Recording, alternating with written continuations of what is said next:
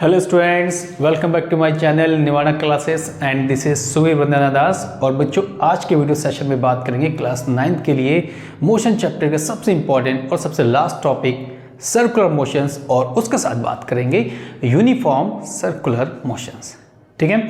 So students, आज के इस टॉपिक में हमें इस पर बात करनी है और मैं आपको बताने की कोशिश करूंगा कि what is circular motions and what is uniform circular motions. दोनों क्या होते हैं, दोनों के बीच में डिफरेंस क्या है, इन चीज़ों को आज के वीडियो सेशन में हमें बात करनी है। ओके, सो स्टूडेंट्स, बात करते हैं सबसे पहले सर्कुलर मोशंस। अब देखिए स्टूडेंट्स, सर्कुलर मोशंस क्या है। ठीक है, अब सर्कुलर मोशन में क्या है कि सपोज दैट कोई भी बॉडी, ठीक, सर्कुलर पाथ पे अगर ऐसे करके मूव करे, कोई भी बॉडी सर्कुलर पाथ पे अगर मूव करे तो उसकी मोशंस होती है सर्कुलर मोशंस। ठीक है, सेंटर पॉइंट वो लेट कर लेते हैं और यहाँ पर एक रेडियस लेट कर लेते हैं आर। कोई भी बॉडी यहाँ है, सपोज दैट कि वो यहाँ है, लेट ए, फिर सी, फिर डी। तो ये आपके पास क्या होगा, if any object move in circular path is called, क्या होता है स्टूडेंट्स, सर्कुलर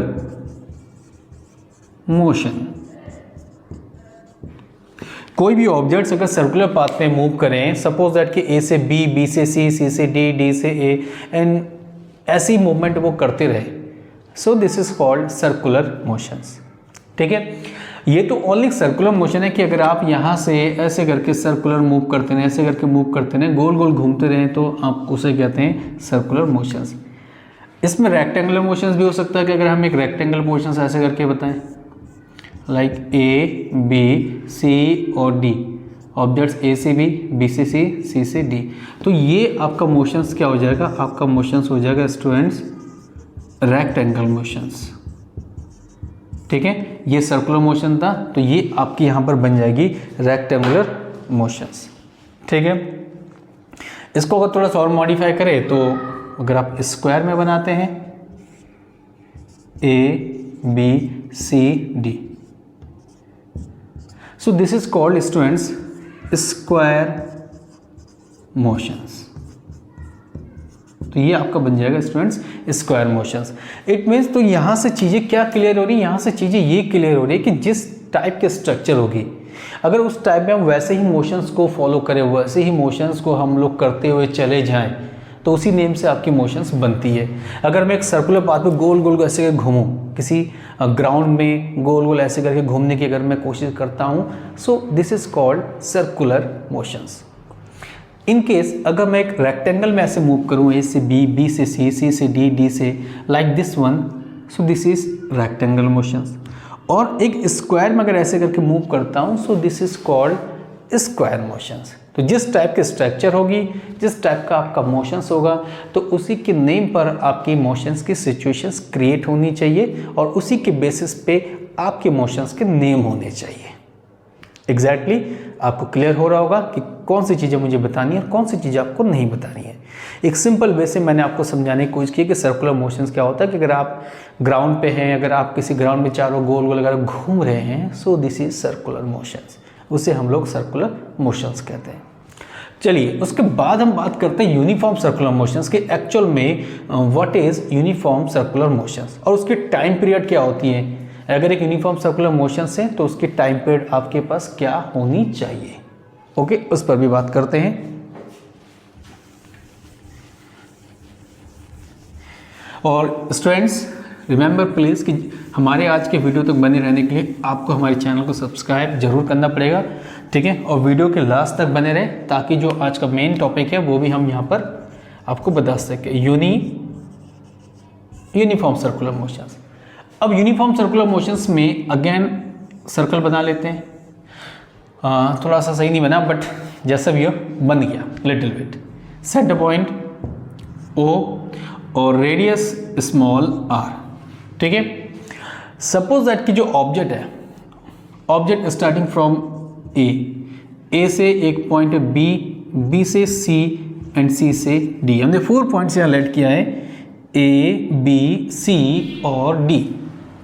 डॉटेड लाइन से इसको रिप्रेजेंट कर देते हैं, कोई इतनी इमरजेंसी नहीं है। जब ऑब्जेक्ट ए पॉइंट पे होगा, सपोज दैट यहाँ है, तो उसकी डायरेक्शन जो होगी वेलोसिटी की वो सीधे फॉरवर्ड डायरेक्शन। उसके बाद ऑब्जेक्ट जब बी पे है तो उसकी डायरेक्शंस क्या होनी चाहिए, फॉरवर्ड डायरेक्शंस आगे की ओर।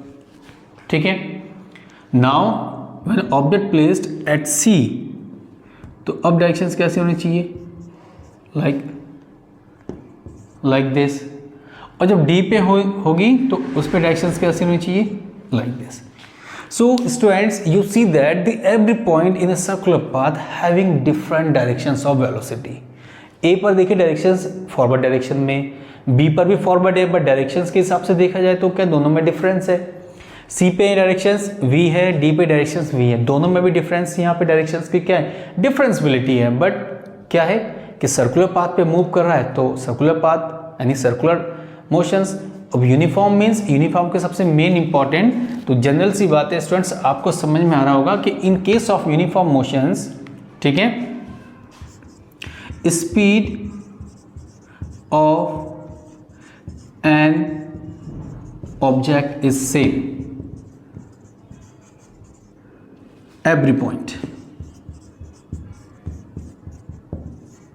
ठीक, एवरी पॉइंट पे सर्कुलर यूनिफॉर्म सर्कुलर पाथ पे जो आपकी मोशंस होगी उसकी स्पीड सेम होगी, but velocity is change in every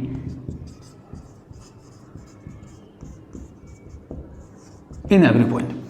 velocity change है, आप देख सकते हैं स्टूडेंट्स, इसकी डायरेक्शन अप है, इसकी डायरेक्शन भी अप है, बट डायरेक्शन के हिसाब से दोनों अलग अलग है, सी पे भी अलग है, डी पे भी अलग है। तो आप जितना सर्कुलर पाथ पे मूव कर लीजिए, आपका स्पीड जो होगा स्टूडेंट्स, वो स्पीड आपका क्या होगा, सेम होगा, बट आपकी वेलोसिटी क्या होगी, चेंज होगी each and every point.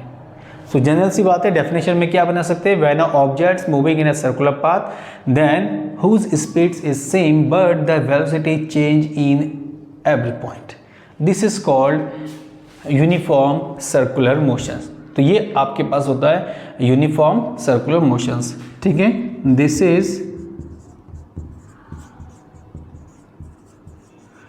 Uniform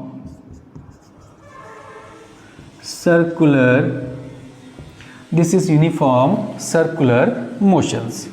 okay, अब इसमें अगर टाइम पीरियड फाइंड आउट करना है, if we find the value of time period, so time period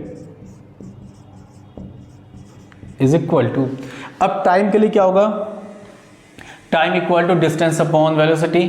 ठीक है, सो कितना हम रिवॉल्व करते हैं, ठीक है, टोटल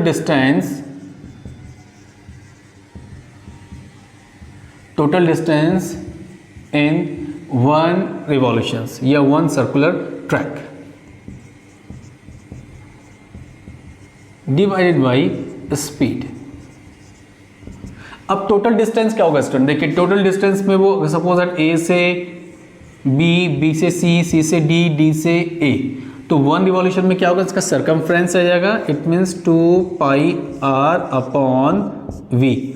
सो टाइम पीरियड क्या होगा students, time period is equal to 2 pi R and divided by V, this is time period for an object.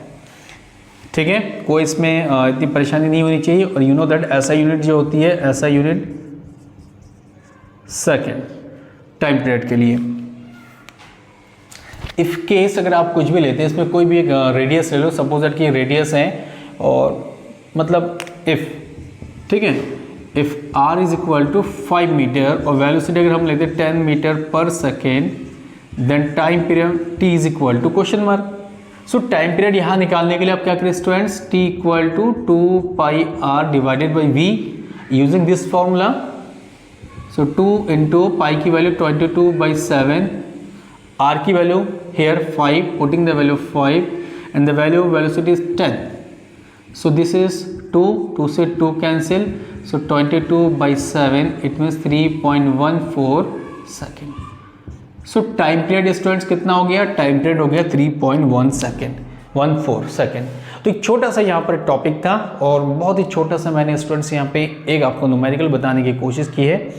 अब हम 9th में क्या करेंगे कि 9th की जो नेक्स्ट वीडियो हम बनाएंगे उस वीडियो में मैं आपको एक्सप्लेन करूँगा जितने भी उसके एनसीईआरटी क्वेश्चंस, कितने टाइप के एनसीईआरटी क्वेश्चंस होते हैं वो क्वेश्चंस को मैं एक्सप्लेन करूँगा। तो आपका स्टूडेंट ये चैप्टर जो है वो कंप्लीट हो जाएगा।